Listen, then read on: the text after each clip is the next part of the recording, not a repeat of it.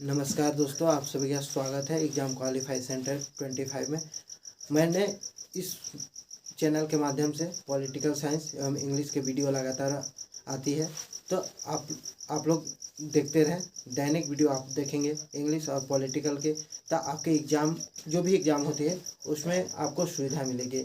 और हमारा प्रयास रहेगा कि हम सभी सब्जेक्ट को अलग अलग विषय और अलग अलग एग्ज़ाम का हम तैयारी करवाएंगे नेक्स्ट ईयर से।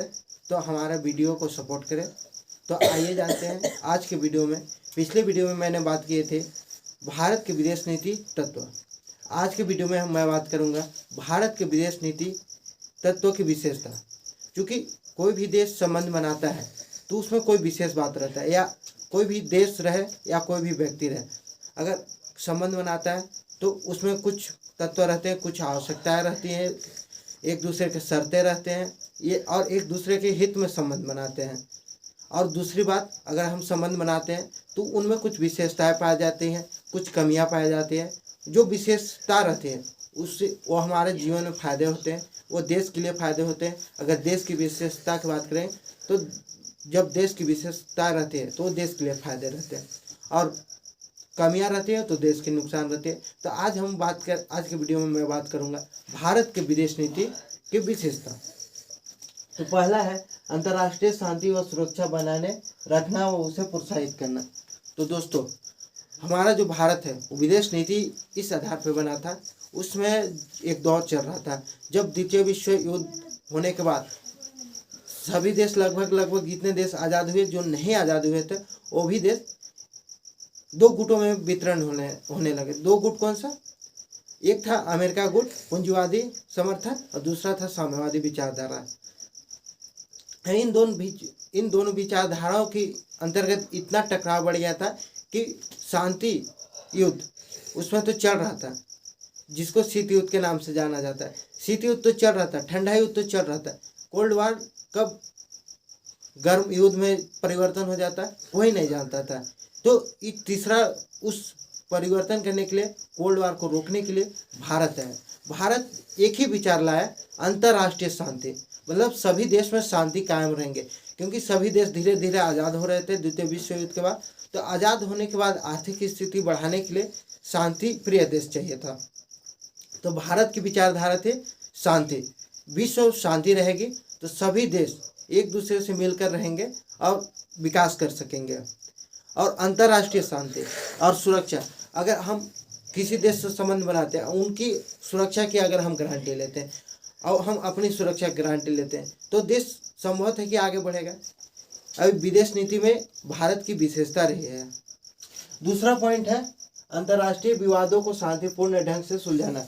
दोस्तों, जब देश आज़ाद हुआ था तो उस समय कई प्रकार के विवाद थे, आपसी विवाद थे। जैसे भारत के संक्षेप में देखें तो भारत जब आज़ाद हुआ था 1947 के बाद, तो भारत दो देश में बट गए थे।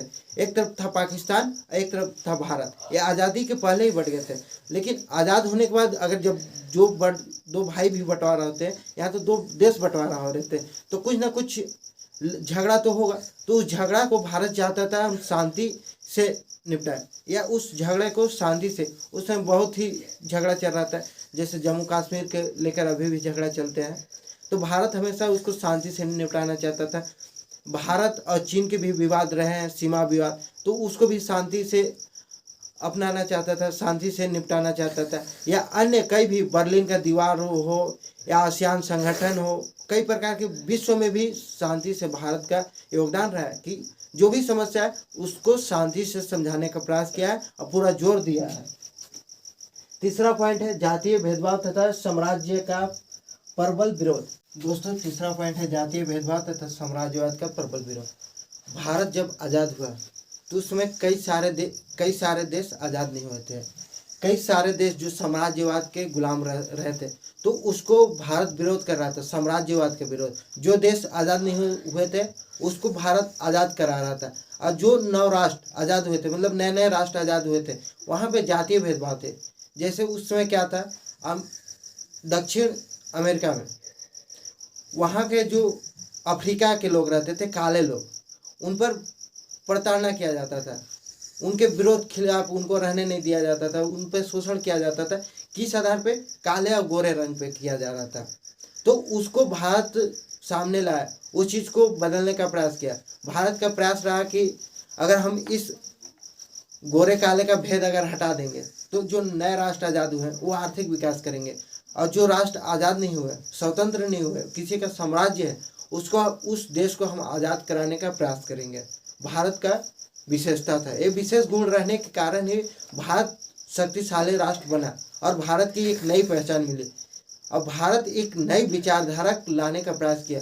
हालांकि ये विचारधारा पूर्ण रूप से सक्सेस नहीं हुआ, इसके बारे में भी हम बात करेंगे कि क्यों नहीं सक्सेस हुआ, लेकिन अभी हम बात करते हैं इसका सहयोग क्या रहा। भारत का अंतर्राष्ट्रीय संगठनों के साथ सहयोग, अंतर्राष्ट्रीय संगठन मतलब जब भारत आज़ाद हुआ या अन्य देश जब आज़ाद हुए थे तो कई प्रकार का संगठन बनाया जा रहा था। संगठन इसलिए बनाना जरूरी था कि संगठन बनाकर हम एक संगठन के माध्यम से किसी देश को मदद करें, जैसे भूखमरी, बीमारी और निर्धनता, निरक्षरता, अकाल, आतंकवाद। क्योंकि आज़ाद होने के बाद कई देशों में तो भूखमरी थी, बीमारी थी, कई प्रकार की बीमारी। अभी भी वर्तमान में हमने देखा कि कोरोना काल में भारत के संगठन द्वारा कई देशों में मदद किया गया। तो उस समय का जो बीमारी था उसको भारत एवं भारत के बनाए गए संगठन या कई संगठन बनाए गए थे, उसको भारत द्वारा उसमें सर्वमान्य दिया गया। उस संगठन के द्वारा कार्य को परिपूर्ण कराया गया और कार्य को परिपूर्ण भारत द्वारा कई प्रकार का सहयोग भी दिया गया था। अब जानते हैं निशस्त्रीकरण का समर्थन। दोस्तों, द्वितीय विश्व युद्ध के बाद शस्त्रों की होड़ लगी थी, क्योंकि द्वितीय विश्व युद्ध के बाद जब अमेरिका ने परमाणु बम फोड़ा था तो सभी देश को लगा कि परमाणु बम बनाना आवश्यक है, तो सभी देश परमाणु बम बनाने की होड़ लग गई। और भारत को लगा कि अगर सभी देश परमाणु बम रहेगा, अब परमाणु बम यानी सब देश आग के ढेर पर बैठे रहेंगे, बारूद के ढेर पर, और उनको एक चिंगारी लगेगी और सब तबाह हो जाएंगे। क्योंकि भारत देख चुका था, भारत ही नहीं, भारत के अलावा अन्य देश भी देख चुके थे उस समय जब जापान के 2 शहरों में परमाणु बम गिराया गया था, हिरोशिमा और नागासाकी में। तो उस बड़ा बड़ा शहर विध्वंस हो चुका था। तो भारत शांति प्रिय बनना चाहता था और शस्त्रों के होड़ को पर रोक लगाना चाहता था और लगाने का पूर्णतः प्रयास किया था, लेकिन ये भी संभव नहीं हो सका। अब देखते हैं सैनिक संधियों से दूर रहना। द्वितीय विश्व युद्ध के बाद अनेक देश मिलकर सैनिक संधि बना रहे थे, जैसे अमेरिका का है नाटो, एक है सीटो तथा एक है वार्सा पैक्ट। ये छोटे छोटे राष्ट्रों को मिलाकर एक सैनिक संगठन बनाते हैं। और जैसे अमेरिका का नाटो संगठन है, अब कोई देश, जो देश उससे जुड़े हैं उन देश पर जो हमला करेगा, मतलब वो अमेरिका का दुश्मन, वो नाटो का दुश्मन और सभी का दुश्मन होगा और सभी देश मिलकर एक देश पर हमला करेंगे। इससे क्या होगा कि छोटे देश पर कोई कब्जा नहीं करेगा। लेकिन इसका भारत विरोध कर रहा था। क्यों विरोध कर रहा था? क्योंकि एक संगठन बनाकर, सैनिक संगठन बनाकर अमेरिका अपना दबदबा बनाना चाहता था, तो इसका विरोध कर रहा था भारत। अब देखेंगे भारत की विदेश नीति और गुटनिरपेक्षता। भारत की विदेश नीति या गुटनिरपेक्षता, इसको पर्यायवाची भी माना जाता है, क्योंकि जो गुटनिरपेक्षता था वो भारत के ही नीति है, या भारत की विदेश नीति या गुटनिरपेक्षता, इसको पर्यायवाची इसलिए माना जाता है क्योंकि भारत की ही नीति है। जब विश्व 2 गुटों में बंट गए थे तो भारत ही एक ऐसा देश था जो नॉन अलाइनमेंट था। नॉन अलाइनमेंट यानी किसी गुट में नहीं, हम किसी गुट में नहीं रहेंगे, भारत का ही माना जाता है। नेक्स्ट पॉइंट है अफ्रो एशियाई एकता में विश्वास। मतलब अफ्रो मतलब अफ्रीका के देश, और एशियाई मतलब जो भारत है, भारत एशिया देश में, एशिया महाद्वीप में 48 देश हैं, इसमें एकता बनाना चाहता था। और अफ्रो अफ्रीका के जितने भी सारे देश हैं उस सब में एकता बनाने में विश्वास कर रहा था। अगर सभी एशियाई देश अगर एक हो जाए तो एशियाई देश या एशियाई महाद्वीप के अगर सभी देश एक हो जाए तो कोई भी देश हमला नहीं कर सकता है। भारत इस पे विश्वास करता था कि सभी एशिया देश मिलकर रहेंगे। इसलिए भारत हमेशा से चीन को सर्वसम्मान भी दिया था कि चीन भारत एशिया महाद्वीप का सबसे बड़ा विस्तारवाद वाला देश है। और पूर्व देश देखेंगे तो रूस, ये सब भी एशियाई देश है। तो इस सबसे भारत विश्वास बनाना चाहता था, मिलकर रहना चाहता था, पश्चिम के देशों से वो झगड़ा ना हो या उनसे हम कमजोर ना रहें। अगर सभी एशिया देश मिलकर रहेंगे तो पश्चिम के देश से हम कमजोर नहीं रहेंगे, क्योंकि एशिया देश में 48, एशिया महाद्वीप में कितने देश हैं? 48 देश। 48 देश अगर मिलकर रहेंगे तो भारत एवं भारत के सारे जो एशिया देश में सर्वश्रेष्ठ माने जाएंगे। नवा है पंचशील सिद्धांत का समर्थन। भारत में पंचशील सिद्धांत के विचारक या इसको देने वाले हैं नेहरू। ये पंचशील समझौता नेहरू एंड चाउ एन लाई भारत और चीन के प्रधानमंत्री के साथ समझौता हुआ था सन 1954 में। इन दोनों प्रधानमंत्री के बीच समझौता इसलिए हुआ था कि हम एक तो सीमांकन देश है, अगर हमारे बीच समझौता हो जाता है जिसके कारण हमारे बीच अगर विवाद होगा तो उससे अगर हम पहले समझौता रहेंगे तो विवाद होने का कारण ही नहीं रहेगा, क्योंकि इनका कहना था कि सभी एशिया देश मिलकर रहेंगे। तो चीन और भारत के बीच सीमा विवाद रहता था, इस कारण से नेहरू बहुत समझदारी से अपना विचार विमर्श किए और वहाँ के प्रधानमंत्री उस समय के चाउ एन लाई भी इसको समर्थन किए। उसके बावजूद भी 1962 में युद्ध कर दिए थे। तो आइए जानते हैं कि भारत के प्रधानमंत्री और चाउ एन लाई के बीच पंचशील सिद्धांत यानी 5 सिद्धांत कौन सा था।